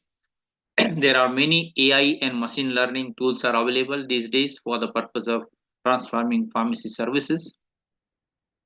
Clinical decision support systems are also available, which helps to different medical doctors to prescribe the medicine and to calculate the dose and different type of regimens for the individual patients. And that particular type of repository is nowadays all time real time data set is available, which gives us opportunity to deliver the precision based standard drug and safe drug to the patients. There are different developmental projects are there under the light of instructions of WHO, like different type of automation and robotic developments are there, wherein our biomedical engineer and different pharmacy professionals are involved for the purpose of overall development. And you know that automation and robotics is having not only their role in surgery or the handling of different type of safe medication, but also for the keeping the clinical this data set for the purpose of the future reference. So automation and robotics is another one area. That is why these days one opportunities like medical engineer and biomedical engineers are being evolved, and that particular kind of domain is again now regulated and controlled by many pharmacy professionals. Then telepharmacy and digital therapeutics is also one of the very technology driven kind of domain, and the training program and skill enhancement programs are required to train pharmacy professional in such a way that the modern and the different kind of the robust techniques or robust time of the this application type of devices or application type of the softwares could be developed for the purpose of different type of specific therapeutic requirement. Then mobile health and wearables, different type of material and methods are being developed, and that is again innovation kind of domain wherein pharmacy professionals are now involving to launch different startups for the purpose of this mobile health domain and the wearables. Then blockchain in the drug supply chain. Blockchain, we know that this is nothing but it's kind of the production to end user, as and when any product is being developed at a particular site of production, and then in what way that product is transported and reaching to different dealers, sub dealers, and then reaching to end users. So, what is the fate? What is the particular kind of different factors involved in the path or in the total, total, traveling of that particular molecule? So, there are chances that sometime it is cold chain is required. So, cold in what way that cold chain is maintained? Sometime packaging and different type of adulteration, mixture or spoilage or different type of undesirable conditions are also evolved. So to protect the overall formulation from different type of negative factors, blockchain management is very very important, and that is why this is one of the very challenging area wherein pharmacy professionals could be trained in such a way that innovation driven technology uh, uh, development could be evolved, and that particular type of evolution will again helpful for the purpose of the upliftment of blockchain supply of drug molecules. Then smart internet of things. Smart IoT is nothing but we know that uh, every time whatever we use, if it is connected real time with cloud, then definitely whatever the real time uses and real time happening adjoining to that particular device or the molecule that is being recorded, or if particular batch is being launched in the market, at what particular time that batch is completed, in what way that batch is having different type of undesirable reports or some untoward effect of that batch. So immediately that is being recorded with the help of this IoT medication system. So we have seen that many kind of some adverse reactions and different type of adverse happenings are also reported in many cases, especially in past few months we have seen that the supply of syrup and supply of many things, substandard drugs were marketed in our country, and it was again undesirable happening. Then e-health record, that is again electronic health record, and that is being integrated to health program, and that it enables actually our pharmacy professional to view complete patient profile. And when complete patient profile is available, then definitely the future course of medication can be decided in a very precision way, and definitely precision technology is evolved in this particular process. So e-health record is always being one of the prerequisite for the modern medical sciences, and this type of different type of projects and different type of devices are being developed by our pharmacy professional. So the need of hour is to train our pharmacy professional to aware about in what way these gadgets and different type of machines are developed, and in what way these machines are responsible for troubleshooting of the different type of challenges. Then with electronic health records, we also know that medication management is very transformed in simpler manner, and in very faster way. It is having its own kind of time consuming and time saving type of domain for the medication management. It also improves communication with physician and nursing staff and different type of hospital staff with the help of e-health records. Sometimes there are chances of duplication and medication errors. So with the help of electronic health records, different type of better informed decisions and coordinated care can be achieved. So in this way, pharmacy professionals are now being trained with different type of the training module of e-health records, and different type of innovation driven technologies are being developed. Then we know that this is the era of AI and machine learning. So AI empowers pharmacy professional in different ways, like predicting medication adherence issues, then personalized medication therapy optimization, then flagging high risk patient for follow-ups, then drug shortage if it is shortage in any particular kind of drug store, then different type of inventory forecasting. So as and when there is a shortage or the consumption is more of for a particular drug molecules in a particular store, so AI and machine learning gives different kind of stimulus alarms, and ultimately the supply and inventory is kept on alarming domain. So at shorter time of the required quantum and the quality of drug is procured in a particular hospital. Then with AI and this machine learning, we can also identify inappropriate prescribing patterns. If something happens, like patient safety is associated, then definitely this will yield enhanced safety, efficiency, and precision of the drug medicament which is being used for a particular hospital setting.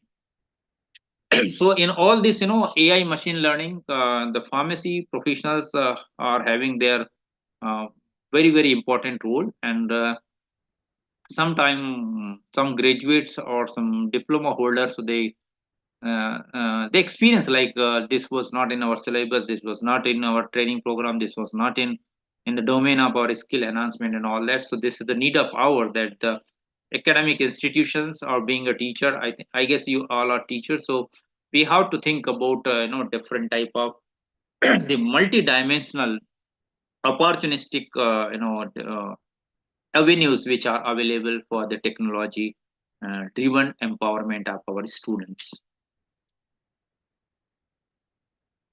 Then clinical decision support system. So we know that this is the automatic system, and automatic drug or drug disease interaction alerts are there.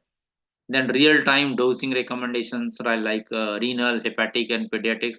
So as per the particular therapeutic requirement, real time dosing recommendations are achieved with the help of this CDSS.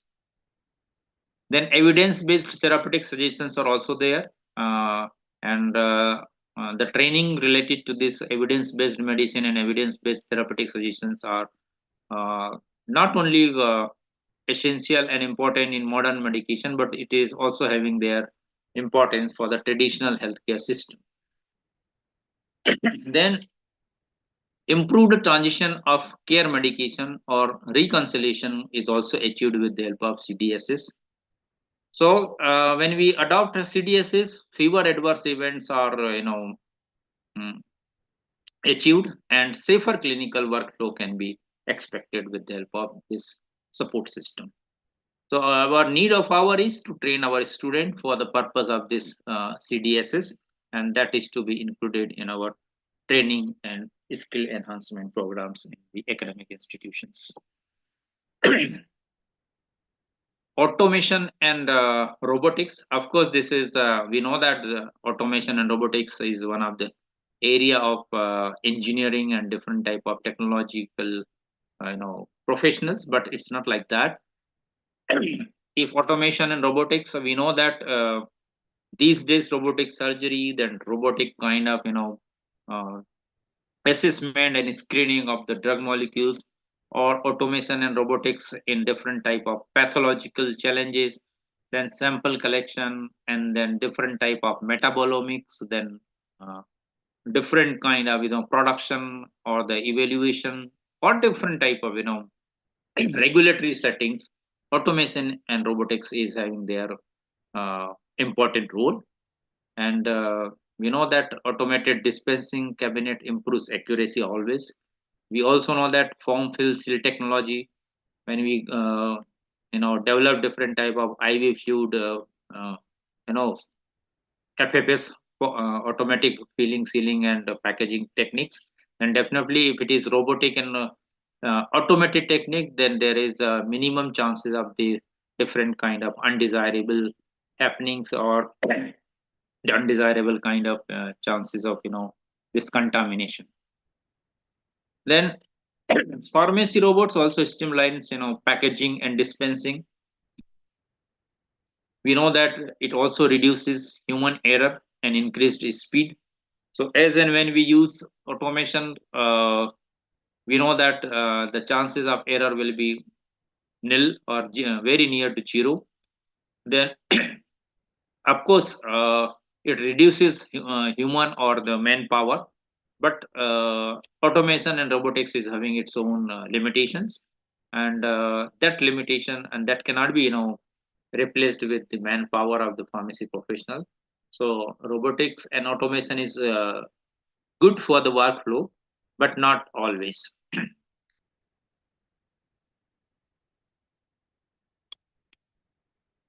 Then see, telepharmacy, these days we know that telepharmacy is having its own importance for the purpose of remote medication counseling and especially for chronic disease management. Telepharmacy increases access in different type of remote areas, rural areas, or underserved areas. So ultimate aim of this telepharmacy is to provide up to some level, up to some extent, the medication counseling and different type of management type of messages. It also enables virtual medication therapy management. It also support different type of home-based care and digital follow-ups, and ultimately, the result is expanded reach and improved continuity of the care. So this is how digital health technologies are being evolved, and these days the need of our is to train our students and our workforce with the help of different type of developmental domain of digital health technologies. Digital therapeutics integration is also having its own importance, like evidence-based digital tools support disease management. Pharmacists guide patient in using apps for like diabetes, hypertension, and mental health. So different type of digital apps are available. Just or some chips are available. You just or different type of pacemakers are available these days. So the number and the types of this type of devices are very limited, and the development, production, supply, and this type of devices is another opportunity for our professionals, wherein they can develop modern software, they can develop the innovative device, or they can develop advanced device, so that the overall healthcare program can be evolved in a different level, and definitely the role of pharmacy professional will be important for the purpose of this digital therapeutics integration. We also know that digital therapeutics integration improves adherence and lifestyle modification and ultimately empowers pharmacy professional and digital health coaches. As I told you that these days in many countries the pharmacy professionals are assigned their positions like digital health coaches. So these coaches are responsible for the different type of this DTX integration techniques. Now mobile health, as I told you, different type of wearable devices are available, medication reminders, adherence tracking, then real time vitals from wearable inform interventions, and our professionals can monitor trends in different type of hypertension patient or any kind of cardiovascular problem, glucose or diabetic conditions, different type of CVS challenges. So altogether, we can say that it leads to proactive care rather than the reactive care. So with the help of modern and different type of ultra modern mobile health app, different type of predictions can be achieved, and this is the possibility or this kind of particular opportunity is only possible with the multi dynamic kind of professionals like pharmacy professionals. As I told you, blockchain for drug supply is also very very important, and as and when this is done in traditional way, there are chances of different type of undesirable you know uh, occurrence or different type of undesirable conditions may occur, and that is why this blockchain should be monitored in real time manner with the help of different type of technology driven innovations, and innovative techniques can be developed with the help of pharmacy professionals, which ensures different type of authenticity from manufacturer to patient. The drug which is being produced at the site of manufacturer, the same molecule with same safety and efficacy should reach to the end user, to the patient. And that is the ultimate aim of this blockchain for the drug supply integrity, and that could be achieved only and only with the help of committed and technology empowered pharmacy professionals. Blockchain also protects, a different type of counterfeit drugs and all that. We know that adulterated drug or different substandard may delivered at the site of the end user, so that can type of undesirable conditions be maybe avoided with the help of this monitored blockchain. It also enhances transparency and tracing. So critical for we know that cold chain and vaccine supply and different type of high value or very precious medication are having chances of different type of substandardization of their molecule and their package and all that. So ultimately, this blockchain is helpful for such type of effective medicament supply. Then we know that the Internet of Things that is enabled smart medication system. So different type of pill boxes and different type of inhalers now they are being connected with the cloud, and ultimately the use and the quantum and the quality whatever users what quality and what type of quantum is being used, that is recorded in real time, and ultimately it is the data repository for the purpose of the safety medication system. Sometime automated refill alerts are being installed, so that if as and when the medicament is reaching to a particular level of concentration, then it gives different type of alerts and ultimately refilling is done. Then remote adherence monitoring is also achieved with the help of this IoT enabled smart medication systems. It also enables our professional to intervene early when non-adherence occurrence or non-adherence type of conditions are evolved.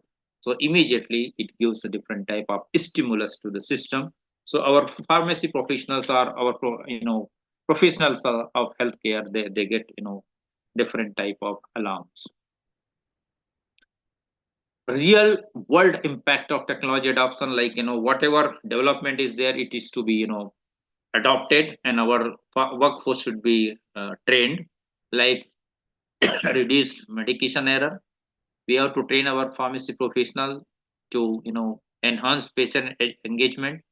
We have to train our pharmacy professional to improve chronic disease outcomes, to reduce hospital readmissions, repeatedly admission, repeatedly use of different type of medication is again undesirable condition. We know that higher operational efficiency. See, we work with different type of domain, different type of councils through ICMAP, and ultimately this says that readmission and repeated use of different type of medicament is the it's a kind of big challenge in different developing nations. Every household they have different packets of the antibiotics and all that. So unlimited use of this type of medicament is again undesirable for sustainable socio-economic development of that population, because ultimately in 365 days there are 70% days are in unhealthy domain, and ultimately the economy is getting affected by this particular kind of health status. So better access to care for remote population that is also one of the area where our pharmacy professionals should be trained.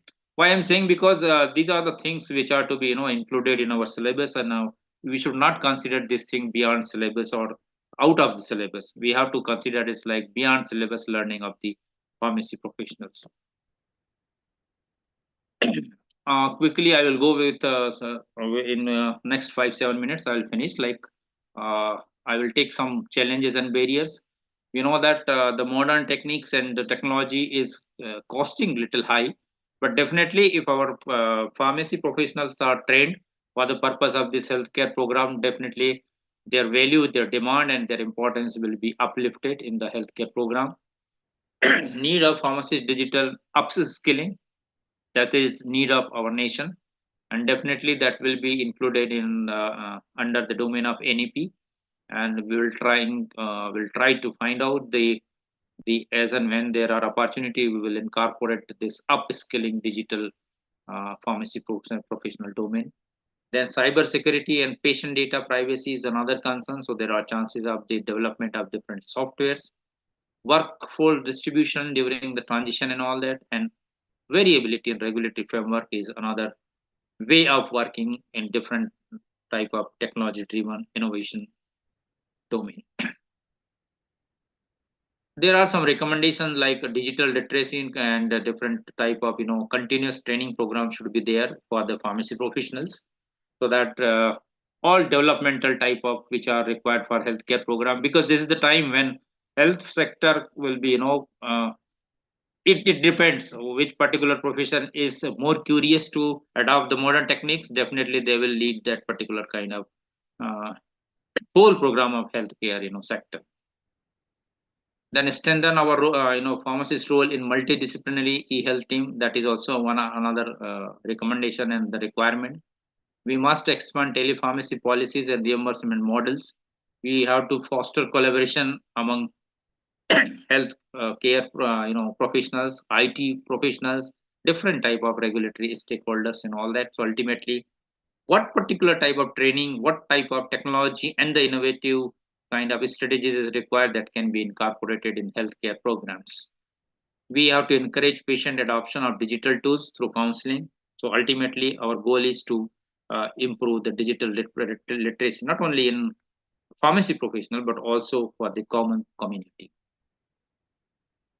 Technology empowered professional will definitely provide personalized and data driven care to patient, and that will be the nation building of a particular nation for the sustainable socio-economic development. Our professional can also act as a digital therapeutic specialist, subject to the empowerment, and that too, technology driven empowerment. Lead community based, different type of disease prevention program can be planned, and different type of strategy can be developed only with the help of different type of empowered pharmacy workforce. We must support a connected predictive healthcare ecosystem wherein pharmacy professionals should be on very higher level of the recognition type of position, and that recognition should not be demanded but we must command. That is why I say that my teachers and my fellow professional, we should not demand respect or the position. We have to command the respect and the position, and then only we will be always be in position to maintain the pharmacy profession on a very respectable and novel profession of the healthcare program.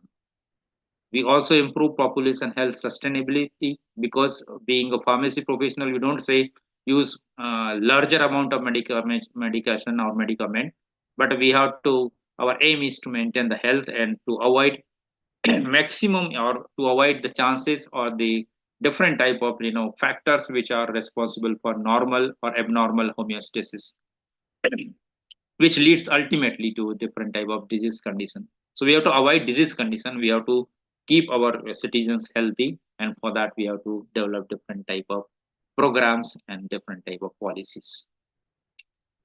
We know that technology does not replace pharmacy professional.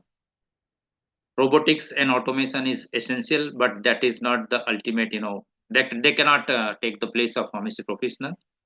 They amplify only their ability to deliver, as I told you, safer, smarter, and more accessible healthcare opportunities and the facilities.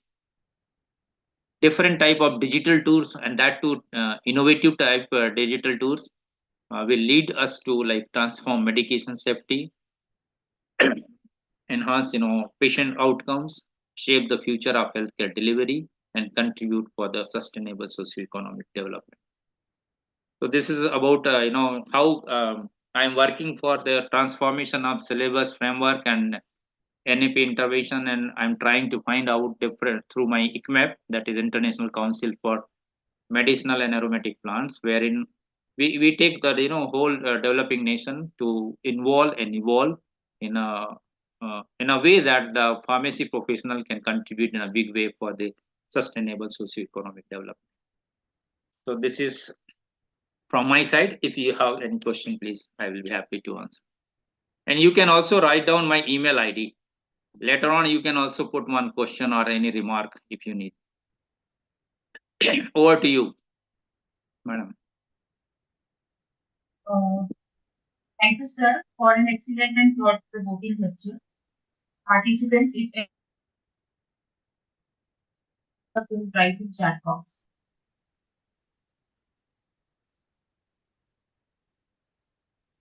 And the topic was very, it's a very well focused topic. That is the need of hour. हमारे professional के लिए बहुत जरूरी है जो topic है इसको केवल एक don't consider like this is the FDP but this is the real time requirement of our profession. We have to empower our student and our faculty members with the help of different type of techniques which I have explained many of them in a very short period of time.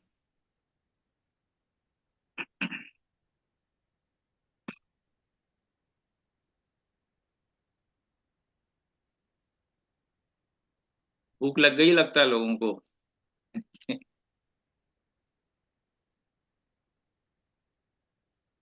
And ये तो sir limited application मतलब उससे अपने लिए opportunities लेकिन अब opportunities जो है ये नई टेक्नोलॉजी आ रही है तो और बढ़ती जा रही है day by day. Yes, yes, So yes. it's really a nice topic, sir. The session that was really good. So I think participants can ask questions. I think it's a topic बहुत ही अच्छा topic है इसमें मुझे तो लगता है मेरे दिमाग में तो इतने क्वेश्चंस आ रहे हैं. आप ईमेल जरूर लिख लीजिए. I request to all the participant यदि आपका एक भी ईमेल आएगा तो मुझे लगेगा कि ठीक है मैंने अपना 1-1.5 घंटा जो यूज किया है that was fruitful for the pharmacy profession. Good evening, sir. Good evening. Good evening. Sir, has our pharmacy syllabus, You have to. Can you PCI put on? syllabus? Can you put on your And camera? yeah, sure. थोड़ा अपना नाम बताइए और कहाँ से बोल रहे हैं आप? I am Himanshu Joshi, Hmm. assistant professor in IES University. Hmm. It will take some time.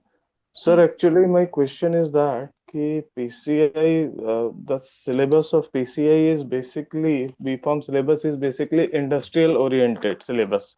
If you see right from the first sem to 8th sem. But most of the in this syllabus there is no any type of clinical orientation as we talk about the pharmacist. Okay, so that aspect is not there in, is if it is there it is very limited. No, And Pharmacy Council of India is working on that, yeah. and they are trying to develop different type of streams. Like if the student is going into hospital pharmacy, then there will be one stream onwards. Fifth semester onwards, and there will be different type of electives. And they are trying to Okay. keep many subjects and many opportunity for the hospital pharmacy, community pharmacy, and other domain of pharmacy as well. So there are many electives, and there will be the future where different type of regulations will also come, wherein different type of pharmacy practice and different type of hospital exposure will be expected. Okay, no, but recently when I go through that this PCI syllabus, which is updated, I think 2 months back, and that syllabus is on as per the NEP 2020. So, but I didn't see any type of like So have you robotics submitted and your concern AI. to PCI? I Have you haven't submitted not. this concern to PCI? I have that, but till now I am not given any suggestion. I am looking forward for that. Ki when this particular if some amendments are there, if amendments will be there, then I will No. see. They have kept for public opinion for more Okay. than 1 month, and they have asked to submit your suggestions Okay. through your email attachment or different type of one format they have developed. So have you submitted that format? No, I haven't submitted that one. So So it should as be you done are in actually. that Being a responsible pharmacy professional, whatever okay, I question will in our mind, definitely. Yeah. we should Definitely, I submit. will draft a particular question with my queries and questions, and I will definitely submit it to the PCI. But And your concern is definitely it's very important, and in future there will be more exposure of our student to hospital and community pharmacy for sure. yes, sir, thank you, sir. That is, and sir, this uh, the industry driven this another thing is that ki, the industrial the, the pharmaceutical industrial experts are not going to be in direct contact, or there is not any type of in the syllabus ki you should have to go for 10 days or 15 days for industry and see what are the No, no, activities it was going there, on but there 28 and days submit a. earlier there was the two type of requirements. One was in sixth semester and one was in fifth semester, that you have to complete 28 days internship. It was Ah, compulsory. yes, that is That there, was but considered as a practice school, yes, that and that it was not practice only school is for there. industry, Himanshu. No, no, It yes, was no, not it for is not. industry. It No, was no, it for is not limited for industry. Yes, you are right. But what I want, Kina, from right from the first sem, because you see, they will go through when they go and see something, they have some queries. Okay, and they go, they have some knowledge about what are the various equipments, instrument, how that particular procedures is going on no, in no. any. Regulatory agencies gives only limited number of these compulsions. The Exactly. institutions and the different type of colleges, university, they can conduct different visits, exposures, industrial tours, academic tours, or different type of training programs as and when they require. Many Mm-hmm. colleges are adopting this process. As and when induction is there, immediately after 1 month they conduct 10 days visit to different industry. That is not there in syllabus, but for the purpose of exposure of their student, they are conducting this type of activities. So this is up to institution, and the teachers and different type of stakeholders, and the management of that particular institute, in what way they execute the training Mm-hmm. modules. Mm-hmm. Because And this is not limited. If you send your student for training to any company for on a week period, PCI mm-hmm. won't say why you have sent your student No, first no, year no. student, PCA. Yes, or any PCI will regulatory not say. agency won't Because, block you like that. But yeah, your yes, suggestion is very good, that every semester there should must be some exposure opportunity for the student. yes. Yeah. Not just in the last semester or sixth, Yes, seventh yes, yes. semester. That's So good. that is. Good suggestion. Thank you, Himanshu. Thank you, sir. Thank you, sir. Thank you.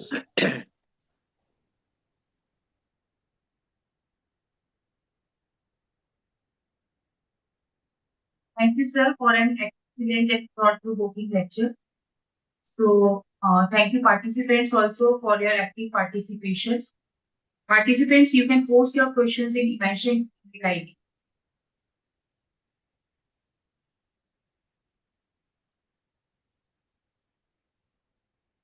So, with this, we conclude the day 4 of Atal FDP. We extend our heartfelt gratitude to AICT, Atal Academy, our respected dignitaries, resource persons, organizing committee members, and all participants for their support and engagement. We look forward to your enthusiastic participation in the upcoming sessions. Thank you, everyone, and have a wonderful learning experience ahead. Thank you. Thank you, madam. Thank you, organizers and all the participants. May I leave now? Yes, yes. Participants, can you switch on your camera for attendance?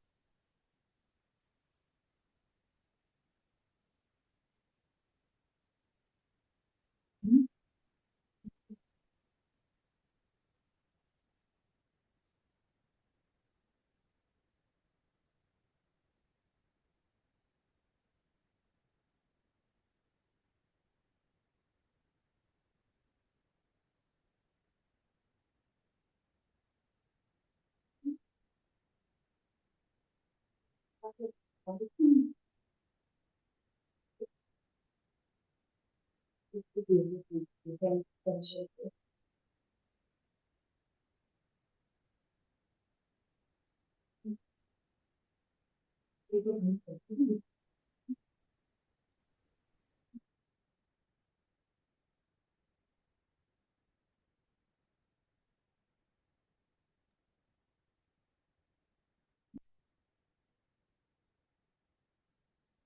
So can I leave, madam, now? So far?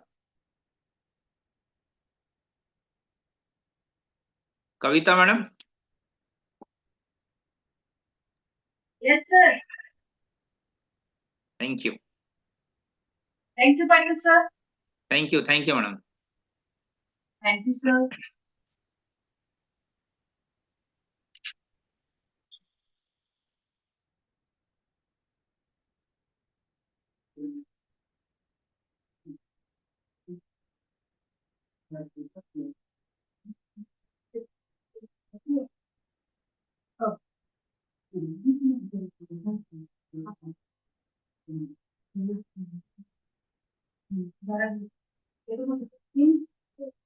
SDG वाली 3 बजे वाली